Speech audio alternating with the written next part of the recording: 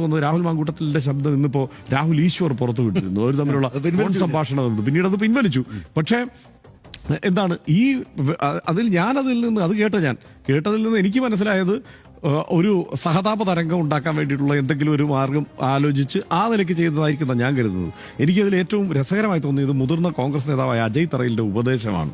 അദ്ദേഹം കോൺഗ്രസ് നാമധേയത്തിലുള്ള സൈബർ ഇടങ്ങൾ ഉപയോഗിക്കുന്ന സുഹൃത്തുക്കൾ ദയവായി ശ്രദ്ധിക്കുക എന്ന് പറഞ്ഞ് അവരോട് പറഞ്ഞിരിക്കുന്നത്, നിങ്ങൾ ഇവിടെ കിടന്ന് ബഹുജന മധ്യത്തിൽ തുറന്നു പറയാൻ കഴിയാത്ത തെറ്റുകൾ എന്തെന്ന് മനസ്സിലാക്കാതെ നടത്തുന്ന ഈ പോര് കോൺഗ്രസിന്റെ അവസരങ്ങൾ നഷ്ടപ്പെടുത്താൻ മാത്രമേ ഉപകരിക്കൂ.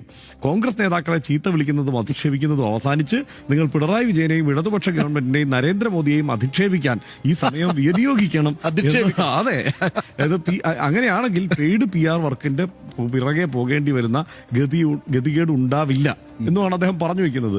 അപ്പോ ഇന്നിപ്പോ റിനി ആ കാര്യത്തിൽ കാര്യങ്ങൾ വിശദീകരിച്ചിട്ടുണ്ട് പോലീസിനോട്. അതൊരു പരാതിയുടെ സ്വഭാവത്തിലാണോ അതോ ഒരു മൊഴിയാണോ, സംഭവിച്ചത് എന്താണെന്ന് വിശദീകരിക്കുകയാണോ എന്നുള്ളത് നമ്മൾ അത് ഏത് തരത്തിലാണ് ഇനി വികസിക്കുക എന്നുള്ളത് കാത്തിരുന്ന് കാണണം.